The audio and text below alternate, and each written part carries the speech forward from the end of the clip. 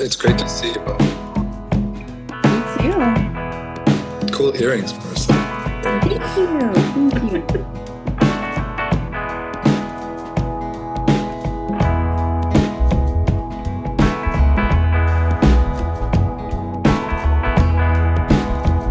So welcome everyone to the second event. We're going to wait just a few minutes to give everyone else time to kind of log in and find their way into the meeting.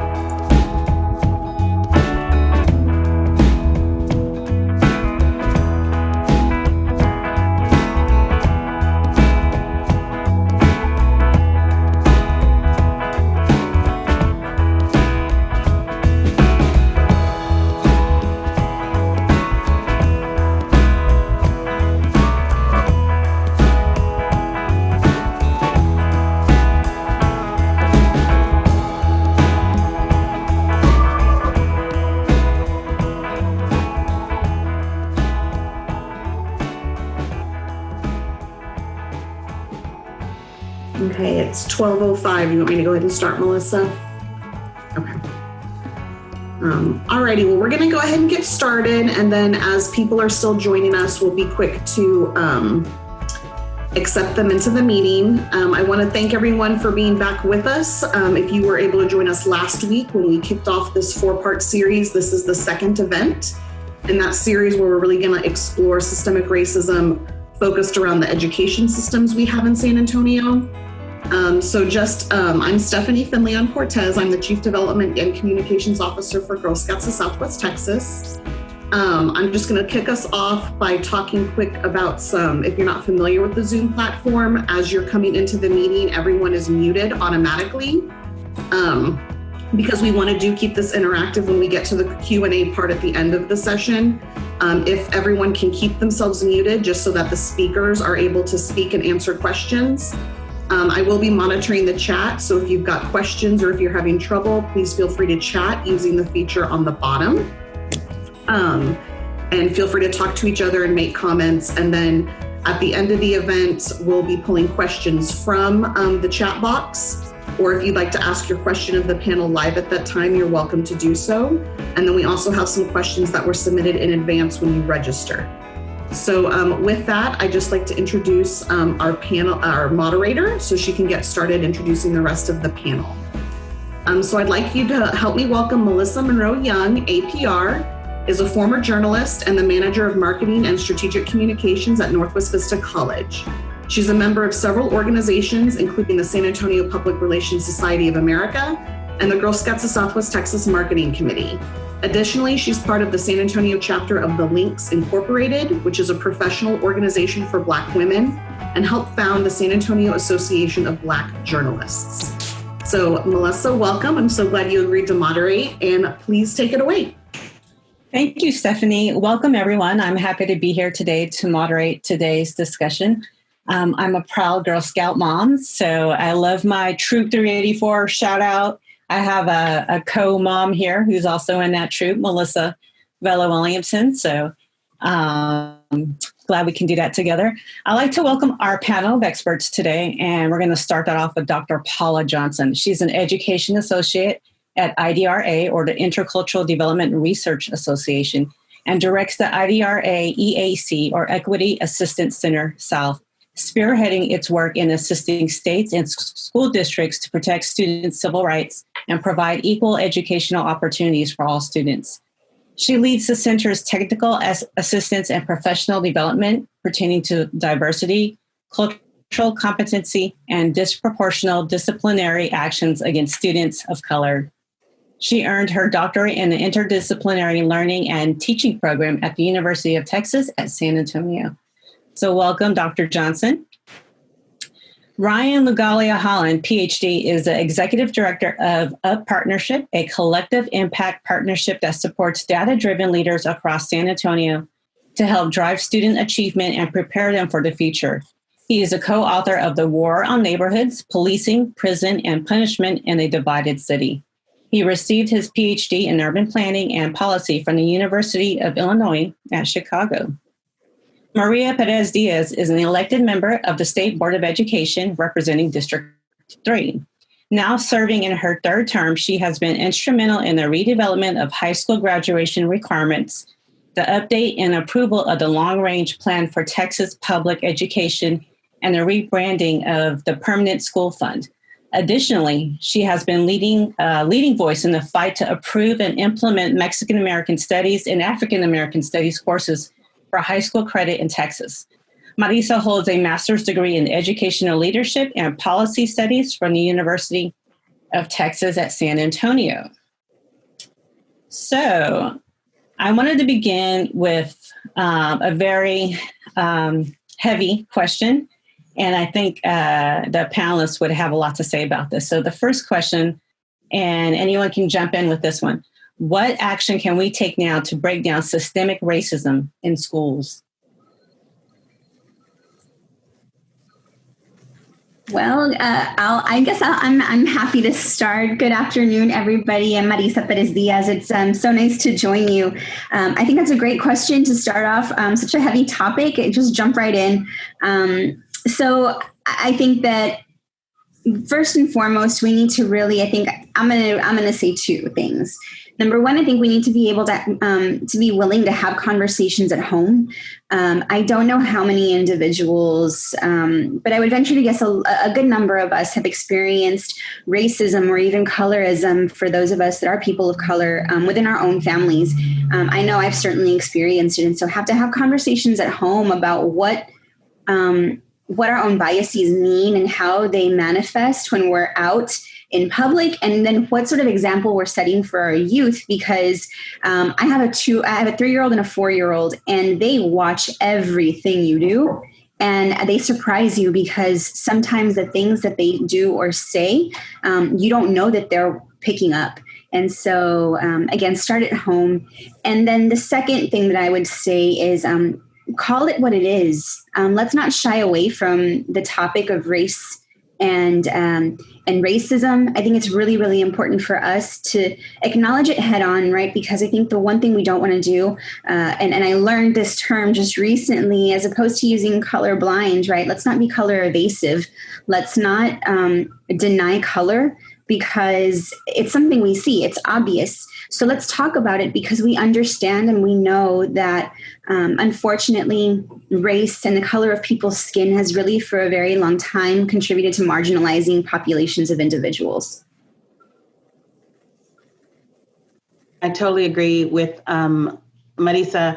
The one thing that I always advise when people say, what can we do to stop systemic racism, is to begin conversations about race. For far too long, we have ignored race as just such a heavily impacting aspect of education and just our world. But it is something that people do shy away from. I love the term being evasive. We talk around race. We talk about income, we talk about gender, we talk about now sexual orientation and identity, but we still are failing at talking about race. And it's very important for us to understand people's multiple identities. When we do we do a lot of technical assistance with school districts around what we call race equity. And one of the first things that we talk about outside of the disproportional school discipline or access to advanced coursework or limited family engagement or programs that are not serving our English learner communities of students, we ask teachers to center themselves in humanity according to their identifying characteristics, not personality traits, but how do they identify? How do they situate themselves in the world? And you will find that many times teachers of color, parents of color, will list as one of their identities, their race or their culture, their ethnicity. And the majority of white teachers do not list it. And that in and of itself is extremely, it's eye-opening when we start having that conversation, is that unfortunately, fortunately, however you look at it, they don't have to think about it on a daily basis. They don't have to consider race. But for people of color, especially when you find yourself bringing diversity to the group, such as I usually have in my life through college and my career, it is something that even if I were not to consider on a daily basis that I am a Black woman, I am going to be met with that reality given the situations that I'm in. And so it's just important for everyone to think about how to maneuver those conversations in a very valuing, affirming way, but to acknowledge that race plays a very key factor in many of the societal problems that we have today. And if we don't accept that fact, then we're never going to get to where we need to be.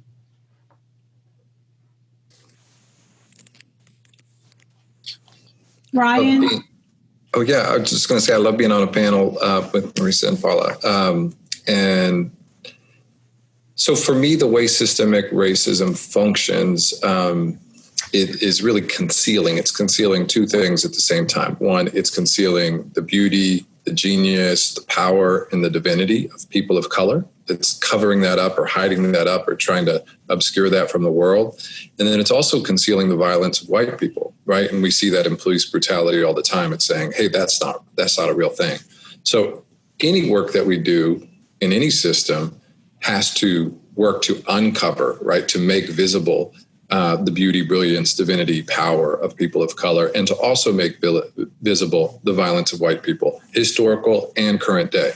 So I think that's foundational. And then for me, it becomes a question of how do we do that? And I love Marisa and Paula's responses because they're thinking and working across those levels, right? From home to school, to, from home to campus, right? And that's how we have to do it. So if I'm putting on, I'm a Daisy father, right? So if I'm putting on my hat as a Daisy father, right, then I'm asking what lesson or activity am I bringing to the girls this week that's going to help them process what's happening in the world or what's happening in their community to make them see in an age appropriate way, right, things that society doesn't want them to see. How do I help them understand that when they have power and they're in a position of authority, that comes with a lot of responsibility and they have to use that power well. You can think of a lot of activities or lesson sets that would help them to use their own power well.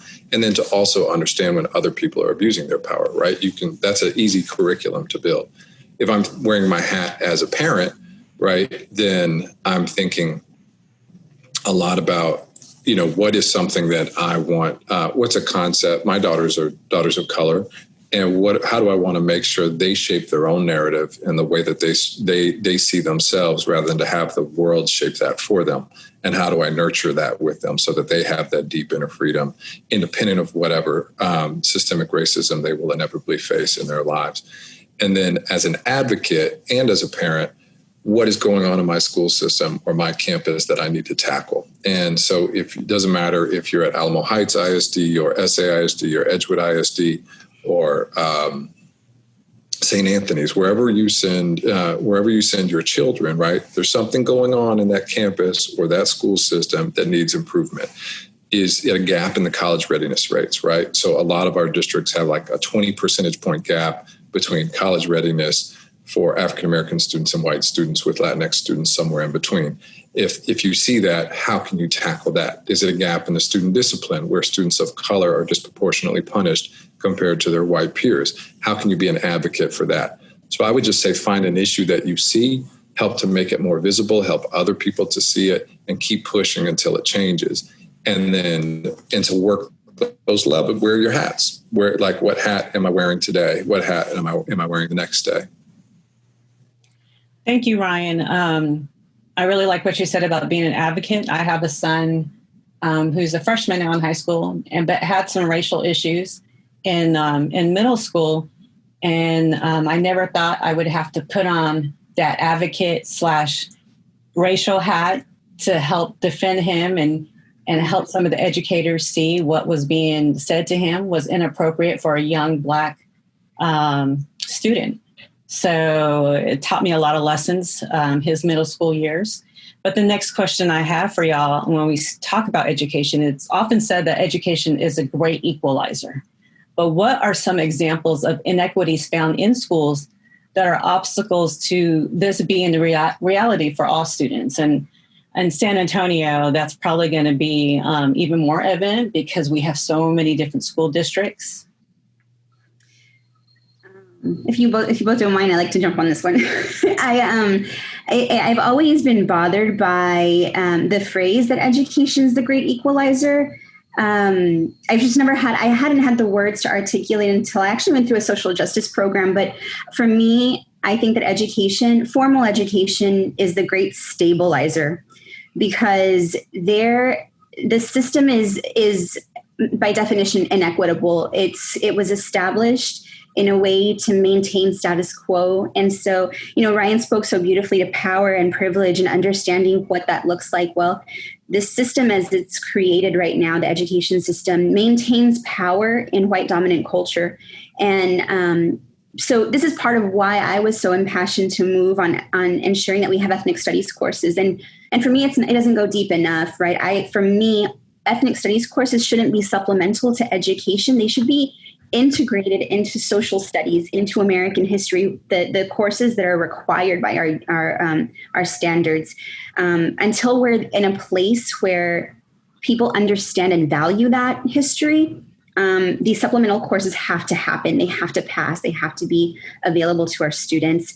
But if I can, I'm going to connect your question, Melissa, to some of the questions that are in the chat box, because I did want to address that. So I'm so glad. I think it was Sonia and maybe Christina that brought up the two issues that we've seen recently with educators who've been reprimanded regarding race. And, I think race in essence is a social construct, right? It's been created to, again, to maintain power and keep people in their place, basically, right? Keep them positioned in oppression. And so when I look at situations like the recent Great Hearts issue, this isn't the first time that Great Hearts, this institution, has been in trouble for racism. At one point, a couple of years ago, they made the news because they were asking youth to look at to balance the good and bad that come with slavery. What kind of question is that? What is this institution asking youth to look at? But in the most recent one, a teacher was wearing a Black Lives Matter mask and was fired for that. We politicize these things. The dominant culture politicizes race and weaponizes it against people of color. And it's so infuriating, because to say, and I've said this over and over again, right? To say that Black Lives Matter doesn't disqualify other lives from mattering. But the problem is, not all lives matter when you can't acknowledge that Black Lives Matter. And that's incredibly frustrating. So I'll pass the mic off. So just going back to the question, and that is interesting, because being a teacher, and how do you address it with your students when you're wearing, you're putting the symbols on your virtual classroom, where you're wearing a BLM mask in your class. So that question was brought up in the chat, and it's kind of interesting. But if we had to go back to the original question, is education is a great equalizer, what are some examples of inequities found in schools that are obstacles for this being reality for all students? And maybe is, the teacher is not as trying to be a little bit more liberal and have these symbols, but other students don't understand, other administrators don't understand. So, well, Melissa, I think that you bring up a good point in that when you tying a lot of this together, I read that same article this morning. I was just very troubled by that, very disturbed. And I do, like, speaking of Ryan's hats, I had to think about, okay, as a parent of two young Black boys in middle school and a daughter who is now 20, navigating the world as a young Black woman, her time in school was also, she was met with quite a few instances where she felt like she needed to defend herself, her brilliance and her beauty. As a parent, I'm like, oh my gosh, those are my babies. As an advocate for educational equity, I'm like, how can they not understand the truths behind this and why this is occurring? And so in this moment, when I saw that article, I was torn, and I'm being transparent. I was very torn, because this is my 26th year in education, and never before have we been met with, I keep saying that, met with, because I feel like we're being challenged at every turn, but I never dealt with such a large amount of trauma being enacted on a daily basis for our students of all races and backgrounds. But we have this global pandemic that is life-threatening, as well as a pandemic of social injustice that has been affecting our lives for the entire time since slavery began and beyond that. But it's the idea that on the campus level, at the district level, we cannot truly believe that simply having a school where all students can be in attendance is in any way equalizing. So I love the term again, Marisa, stabilizer. It's supposed to even the playing field, but we know that it does not, simply because of access to particular courses or and when you break that down, not just by race, but by gender, because I'm a math educator, I'm a STEM advocate, and we know that the numbers are not there. I did an entire dissertation on it to prove it, but because I had to prove to myself that I wasn't crazy, that me being the unicorn that people call me is really a reality for our country, really the whole discipline field of STEM. But when we look at teacher quality, curriculum quality, programmatic quality for special populations and other special programs, we find that it's just not there. And then there's also biases in the selection process for so many different parts of our academic programs. So it's one thing to say this is a neighborhood school and all the students who live here are welcome. But even that in itself, when you look across, especially San Antonio, having so many different districts, it is not in any way equalizing because of funding, because of policy, because of residents, who can recruit the teachers, who can pay them the best. Doesn't mean you're getting the best teachers. It means they're getting the best salaries. But when you look at all of those pieces, there's so many working and moving parts to education and instruction that unless we really push for quality, enriching and robust academic programs for every single student, along with quality instruction, not just the teacher, not the individual teacher, but also their ongoing professional development, then we're not really going to see the outcomes that education promotes that it's trying to achieve. Thank you. Ryan, what do you say about that? Education being the great equalizer and examples of inequities found in schools, which are obstacles for all students. I think what props up that idea is that you have many brilliant, there's thousands and thousands of brilliant people of color that leverage their education in order to go on to overcome poverty or overcome obstacles. But it's vital not to confuse that with, you have to look at the data, because you have to look at, are outcomes by subpopulation the same? If there was true equity in the system, then there would be no gap in college readiness between African American, Latinx, and white students. There'd be no gap in the disciplined population. There'd be no gap in post-secondary success.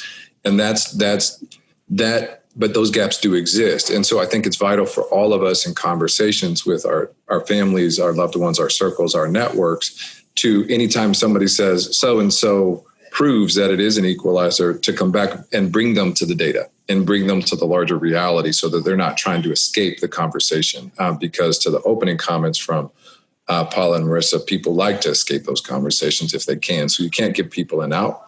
But I would say, even if every campus and every classroom was equally resourced and had the same quality instruction and supports around the school, those campuses are still happening in a geographic and historical context, right?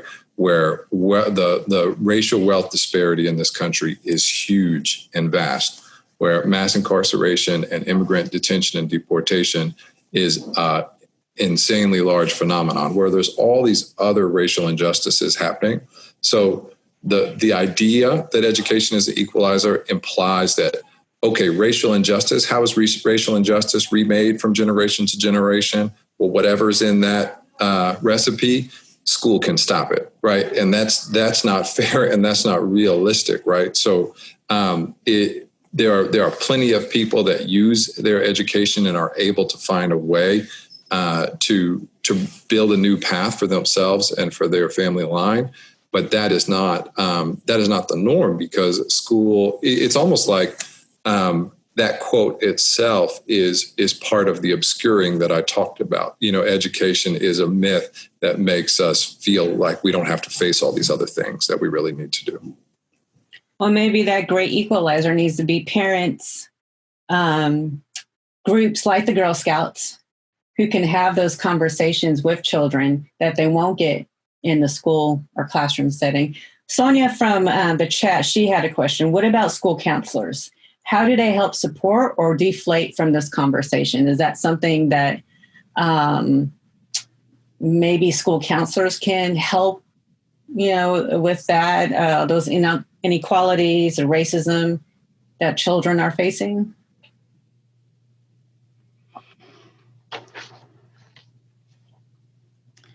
I'm going to take a stab at this. I'm trying to gather my thoughts.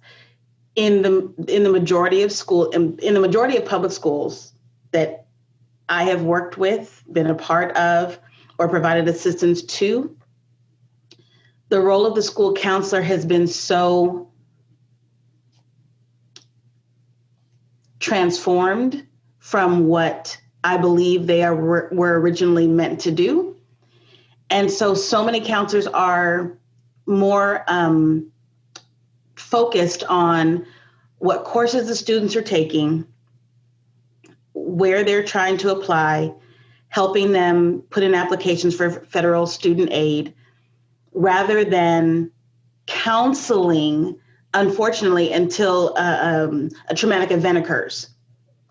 Some sort of external event, or a student passes away, or there's a major family, or a teacher for that matter. And then it's like they put that counseling hat on for centering the child and their emotional needs and their sometimes physical needs, but whatever trauma is forcing that hand. But for the most part, counselors are inundated with testing requirements.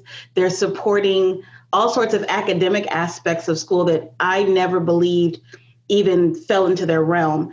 And so it could be a place to start. And I know that in some cases, a lot of campuses who implement restorative justice programs for their school begin with the counselors so that they can begin to do that, and working towards more of a holistic approach, like a whole child approach to education. But I really believe that it's important to include all people who interact with students. And so, like when we do our technical assistance training and I'm asked who should be a part of our training if we're going to be talking about anti-bias and anti-racist rhetoric, and I'm like, bus drivers, the custodians, the paraprofessionals, every single person who is going to interact with the child needs to be come into consensus around what is healthy. Oh, Sonia, don't get me started on campus police. Go to IDRA.org and read about our defunding police in public schooling. I'm trying not to get myself in trouble. My director of communications is on this call as well. So, but no, I believe that there sometimes are people who can help with like the college path, but most counselors are not the place to start because that's just not in their wheelhouse, even though it should be, but that's not usually what they're helping students with, in my opinion. I would wholeheartedly agree with Paula. I would say that in order to tackle racism and inequities that are in a system, I think that you have to start from the very top, right? And leadership is everything. When we take culturally responsive approaches to leadership, I think that really helps to develop a culture that's necessary for building buy-in, for communicating. I think for me, first and foremost, like I always, as somebody who serves in a position where I'm representing, literally millions of children and millions of voices, it's really, really important to try and get out there and understand and involve yourself in the community that you serve to understand what is needed and how it needs to be approached.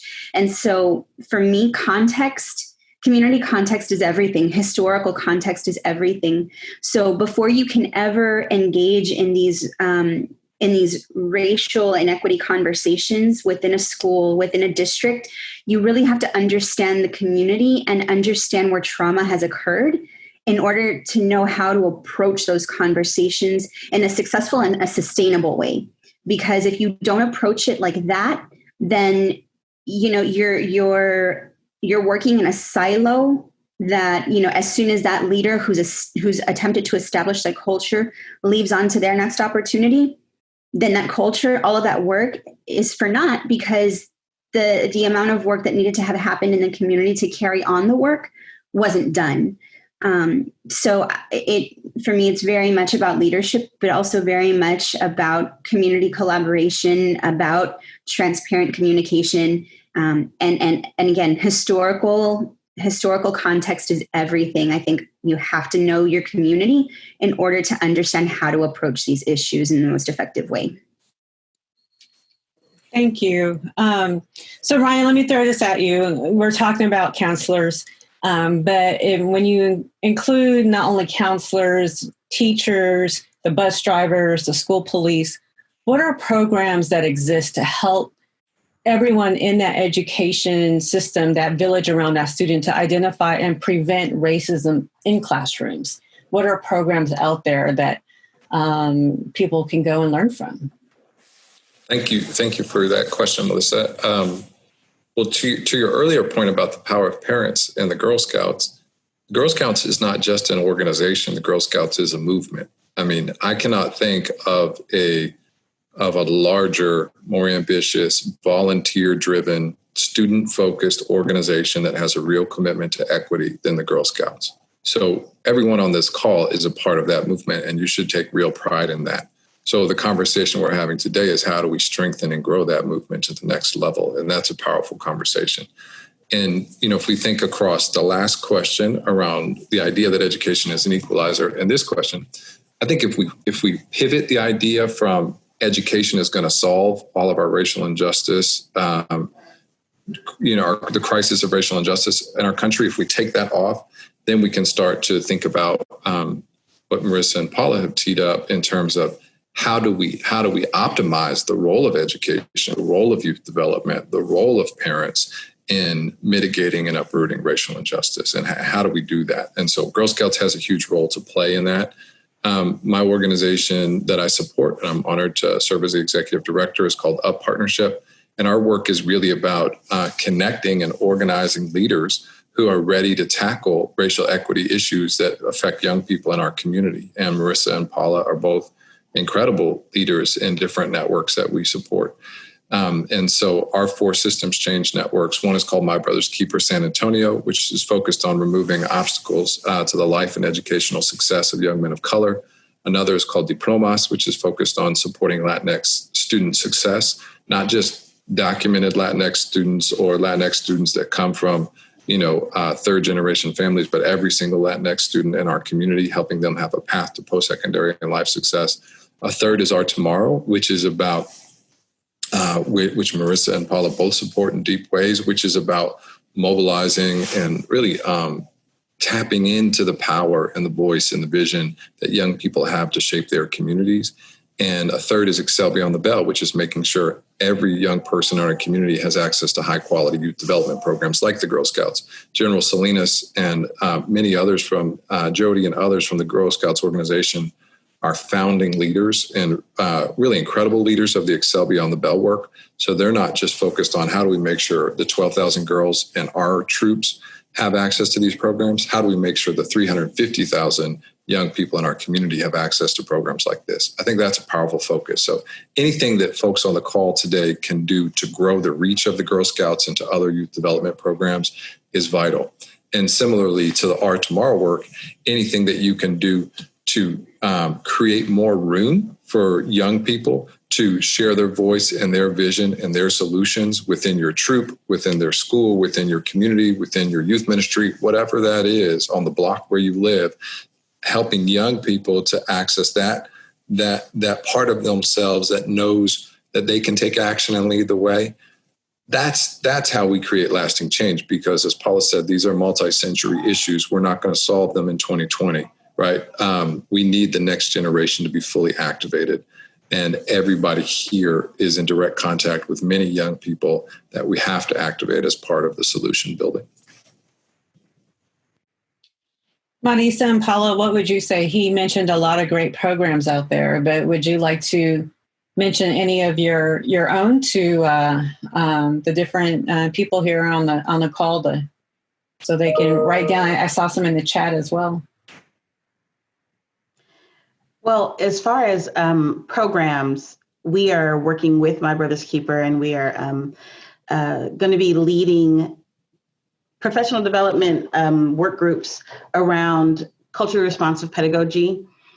And that is, for a long time, we were couching this idea of the need for teachers in the classroom and future teachers. I was just on another call where we were talking about the need to make sure that it's not just the teachers that we're talking about right now, but there are a lot of teachers in education programs that come out of their program without the tools to address these concepts in their classroom. And so we were talking about anti-bias curriculum and anti-racist rhetoric and things like that. But really, all of that is situated under an umbrella of culturally responsive pedagogy and leadership. And so we talk about that at the classroom level for the educators. We talk about pedagogy, our curriculum materials, and then we talk about leadership.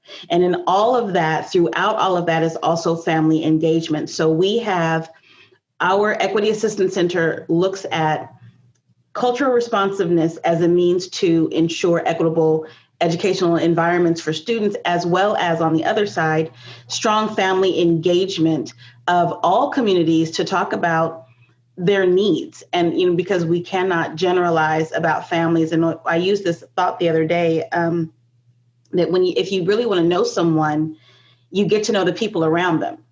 Well, for our students, it's their families.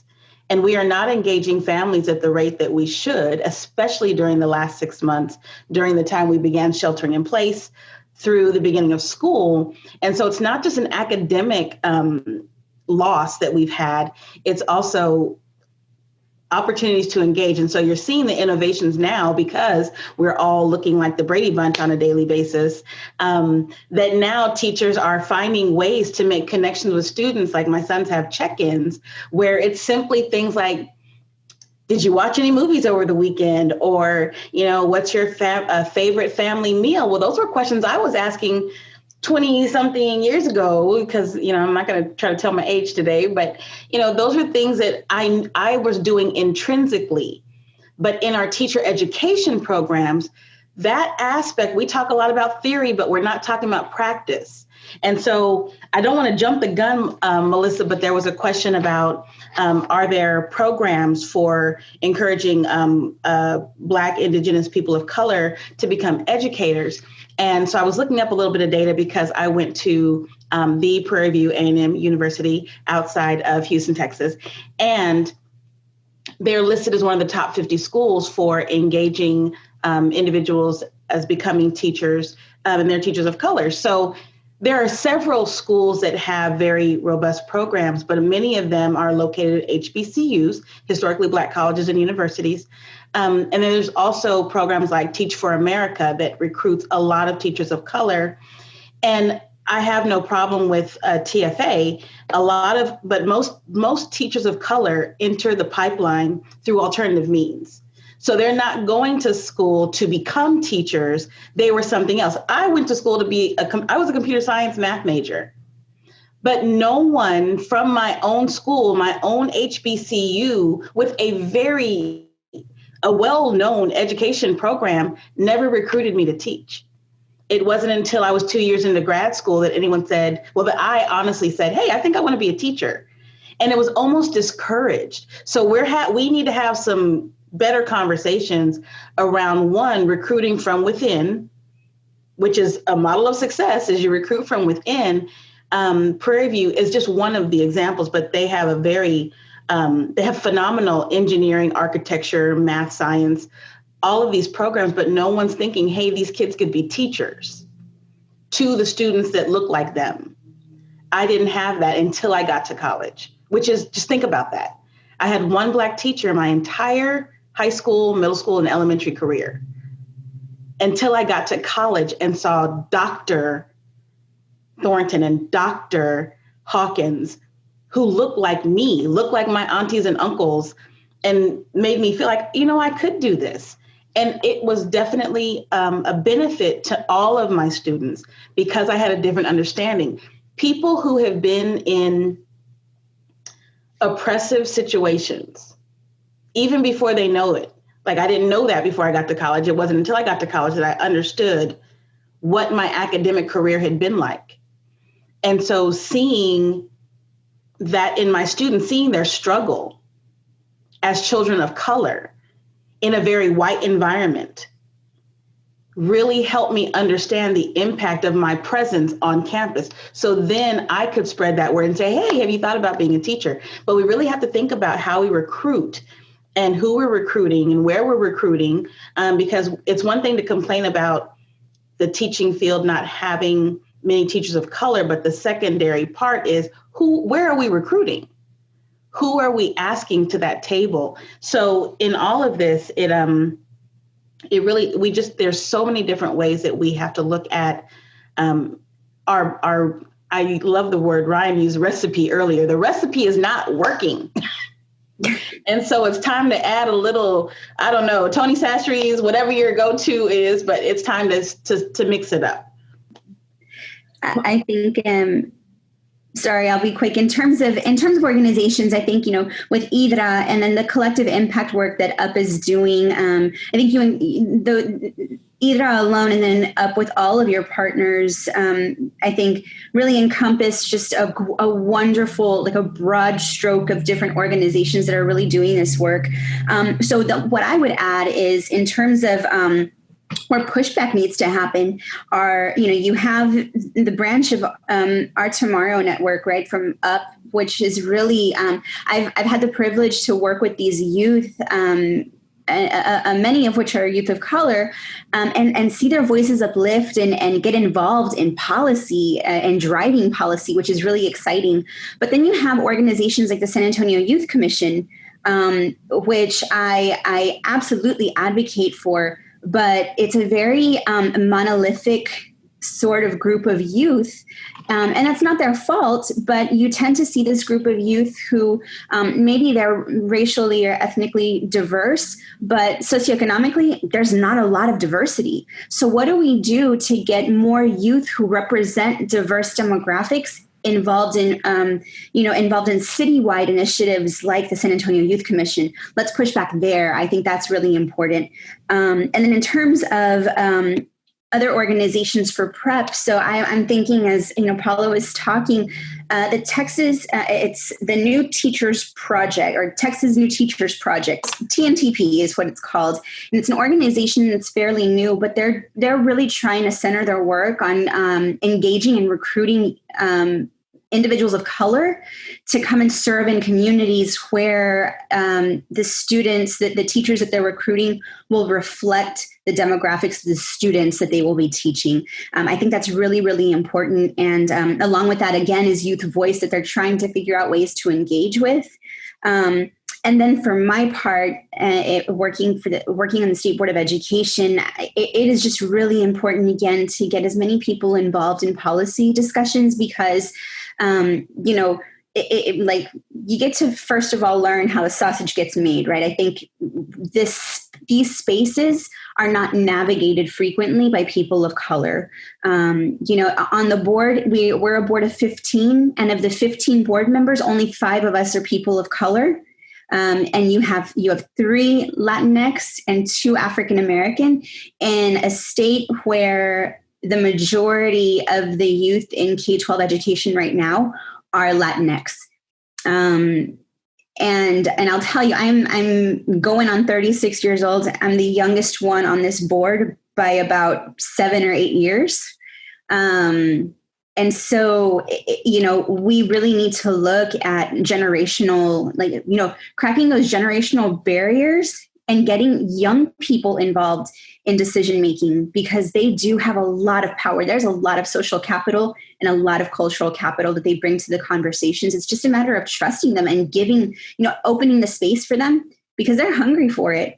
And I think we have seen with all the upheaval, recently, we've seen the power in youth movement.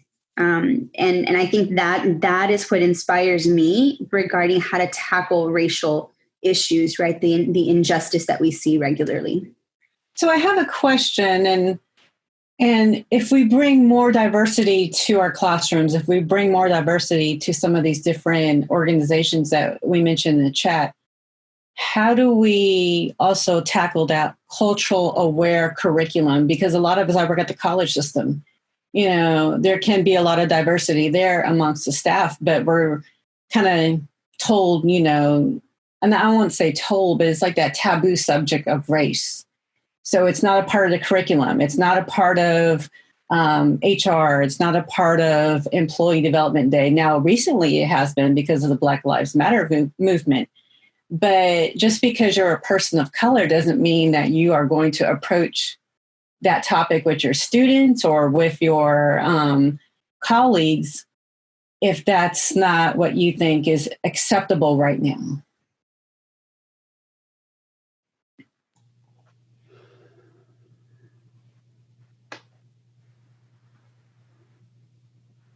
Did I throw y'all off? That's called being intentional and thoughtful in response. I'll share a couple thoughts.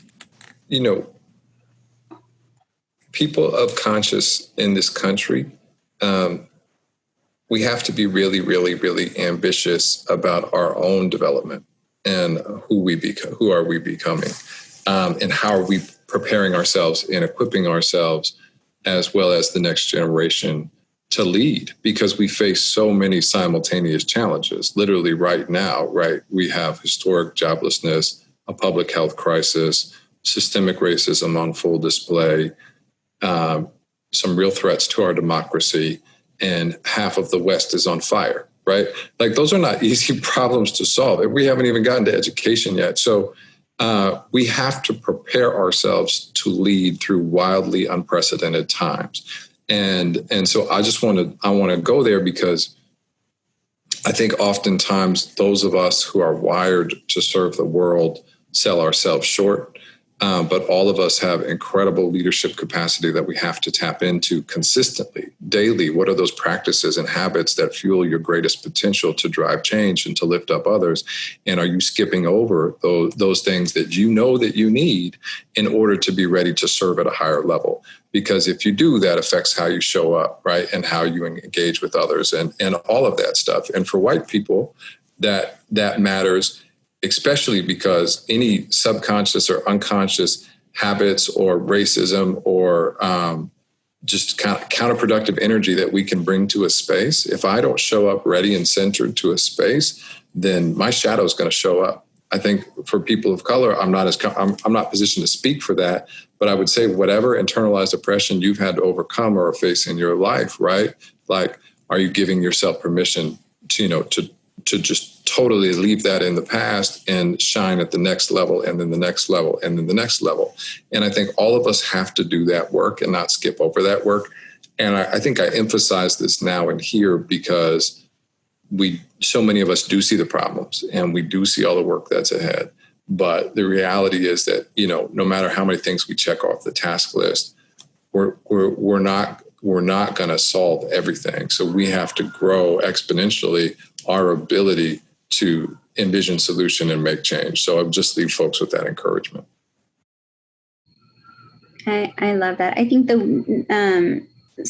what I'll add is I think, so I loved Ryan saying giving yourself permission to let that go. I think it's also a matter of giving yourself permission to be vulnerable. And so when it comes to recruiting and encouraging people of color to take on these roles, right, to step in and, I think the terminology that's like widely used is, right, step into your discomfort, right? It's very true. I think the willingness to have these conversations and the willing and the acknowledgement that you're going to be checked because you're going to say something wrong, and it's okay because you're learning, right?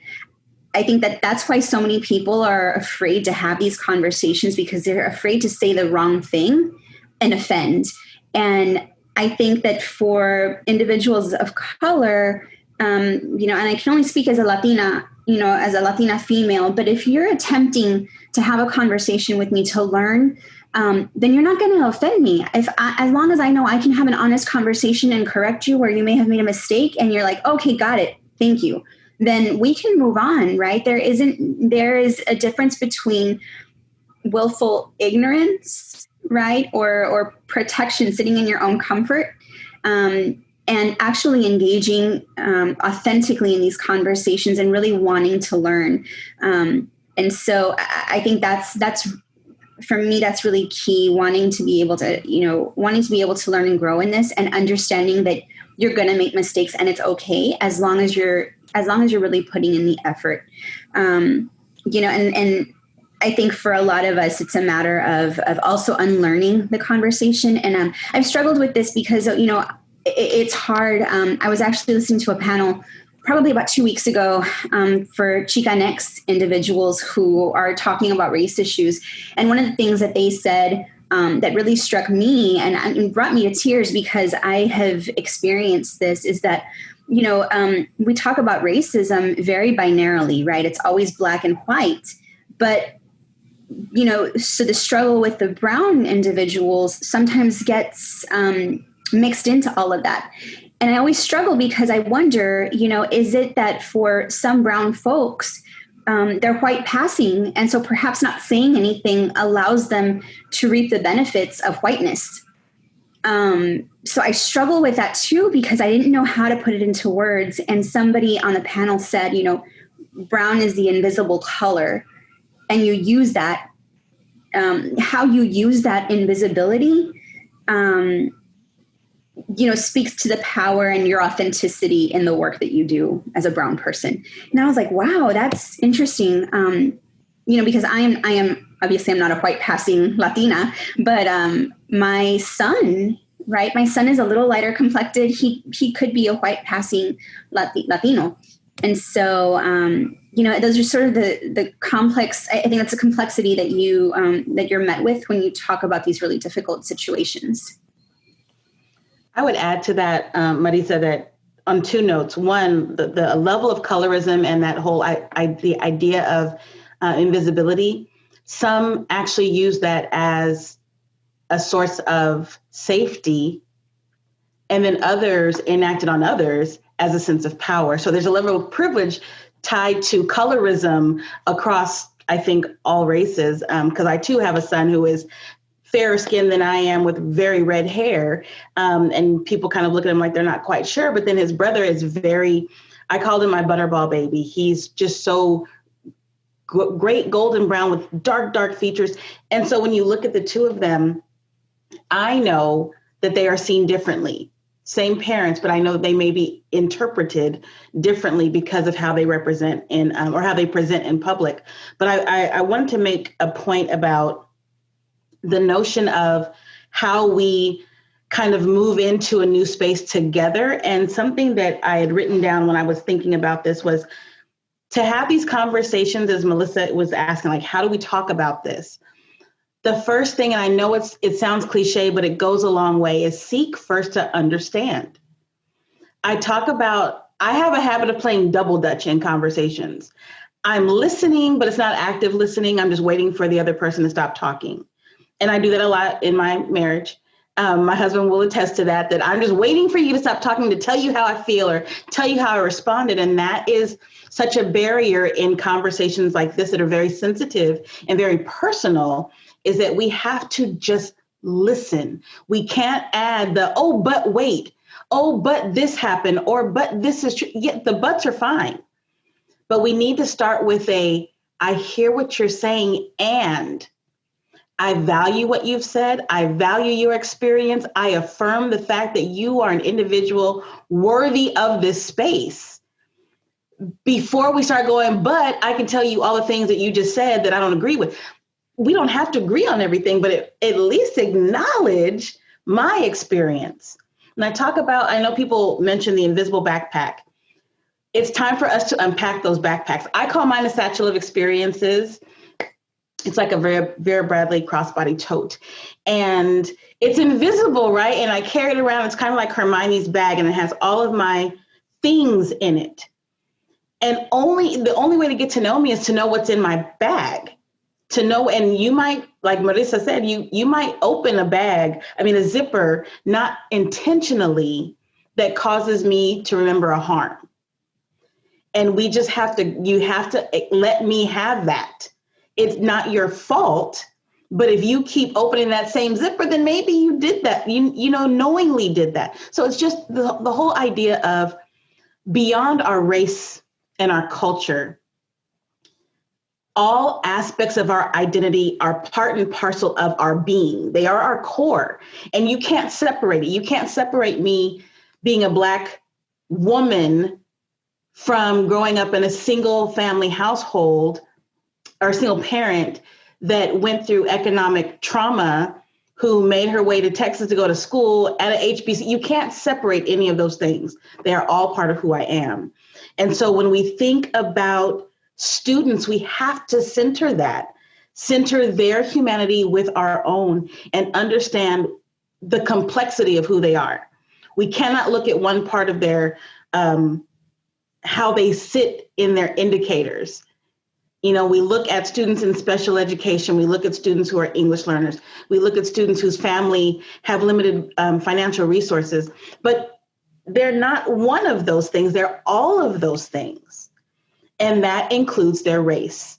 So all of that's just really important to think about in these conversations, is seek first to hear the person speaking to you with, listen with your heart.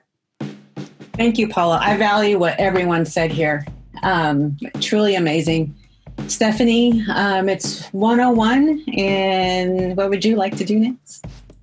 Yeah, I want to reiterate Melissa's, I want to thank Melissa for moderating today's discussion, and all of our panelists for agreeing and making time to be here today. I know some of you adjusted your schedule, so thank you so much. And thank you for bringing, being candid and bringing your honest perspectives, not just professionally in the role of an educator expert, but also personally with your own family lives and your own experiences. So thank you so much for sharing all of that. I think our attendees got a lot out of it. We've seen a lot of activity on the chat for that. So thank you so much. Just to quickly wrap up, Ryan did ask a couple questions about Girl Scouts that I wanted to quickly address.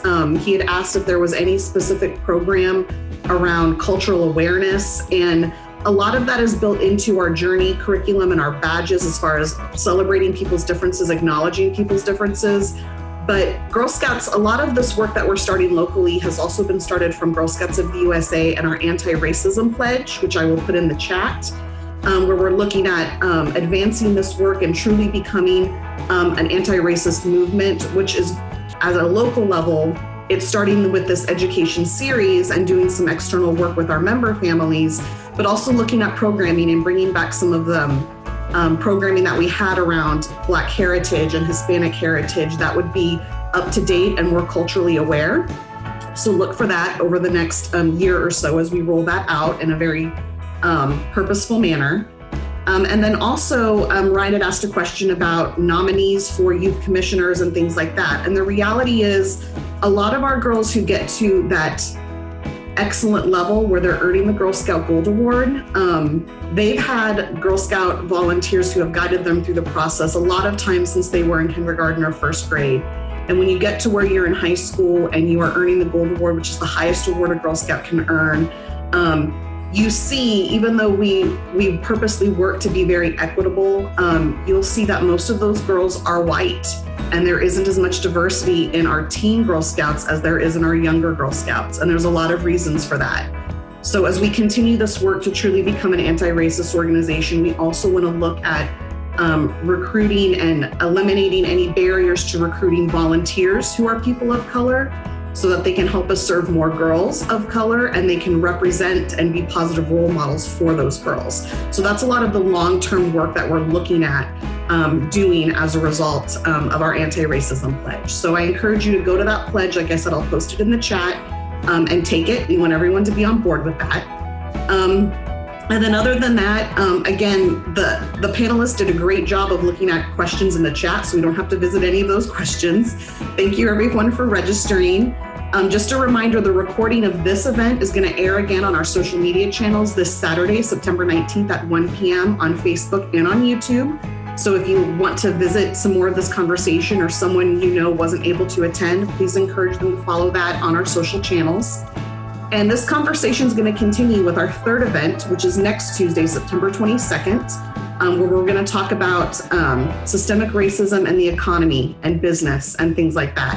So you can register at bit.ly/race and economy, and I'll also put that in the chat.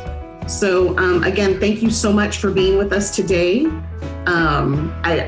We had some great conversations, and I just can't thank you enough for being part of our movement and helping us serve and grow the next generation of leaders. So thank you. Bye. Thank you for having us. Thank you, Stephanie, for the link. Thank you for the opportunity. It was amazing. Well, thank you so much for bringing everything to the table with all of your comments and the humor too. I think everyone enjoyed it. As I said, this is just who I am.